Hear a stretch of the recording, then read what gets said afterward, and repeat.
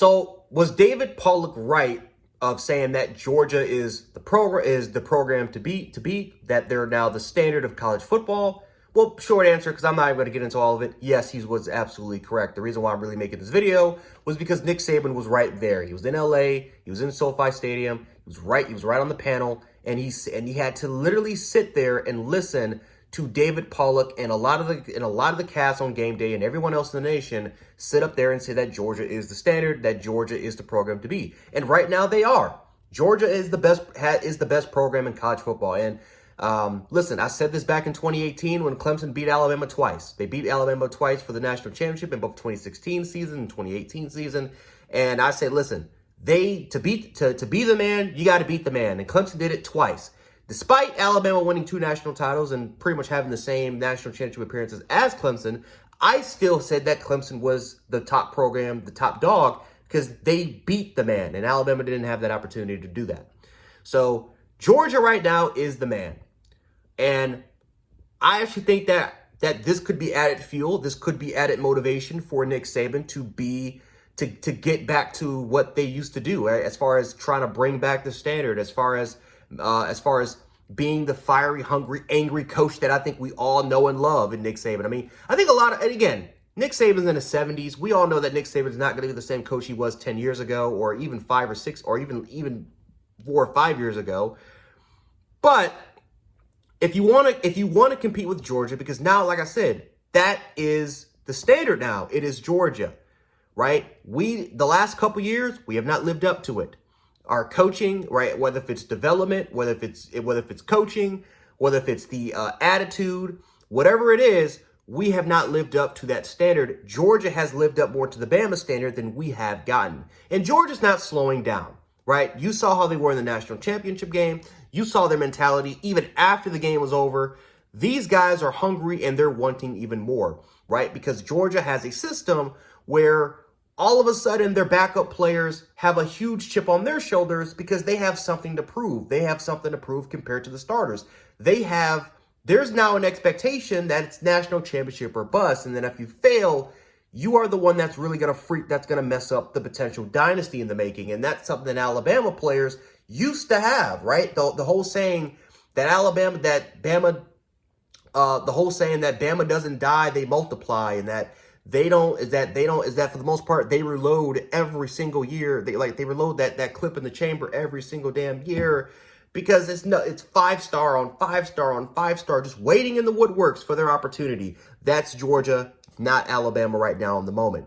So as far as Nick Saban goes, I think this could be a perfect opportunity for Nick Saban. I think this is exactly what he needs to hear in order for him to make those potential changes, right? Whether if it's bringing back staff members, whether if it's letting go of coaches, Bill O'Brien and Pete Golding, and whether if it's, again, Nick Saban, he's got to make these changes. I think it's pretty evident at this point, right? I have my guys, and I'm going to make videos on coaching candidates I would love to see at the University of Alabama. I think a huge one that I think every Bama fan has been dying for since 2018 is DeMeco Ryans, and I have no idea why DeMeco Ryans wasn't even considered to be a candidate, since he was a former Alabama alum and a rising coach in football. But it's pretty evident now, right? Georgia is the standard. Everyone knows it. Everyone's telling it to his face. All the media, everyone's hyping up Georgia, and rightfully so. They just kicked the absolute crap out of TCU 65-7. They won the game by 58 points, for God's sake.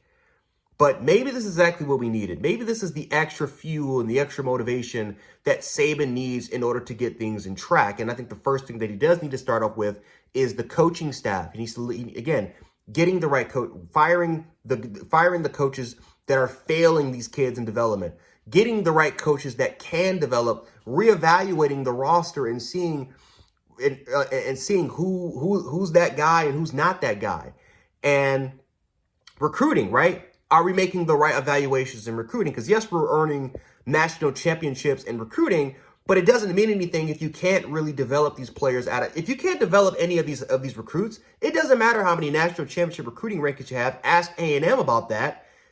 If it doesn't result on the field, none of that crap matters.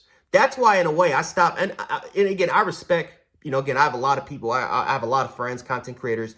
They do recruiting videos, but this is why I don't get that much into recruiting rankings anymore, because I've learned over the years that, dude, you got to develop, right? If you don't have the coaches, if you don't have the right stuff, if the players don't have the right frame and mentality, none of that crap matters. So I don't even really look into recruiting rankings. I don't care if it's a walk-on, a 1-star, a 2-star, 3-star, 4-star, 5-star. Can you play? Can you play? Can you learn? Can you grow? Can you play? That's the thing that I want to see.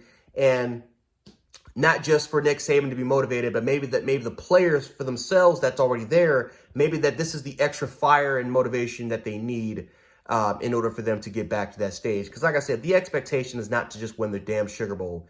The expectation is to win a national championship. And over the last couple years, we have failed that. And again, maybe it's an overreaction. Maybe it's the spoiled Bama fan in me since I've witnessed this. But that's the standard. The standard is to win national championships. And anything that's not really a national championship, it's a failure. It is what it is.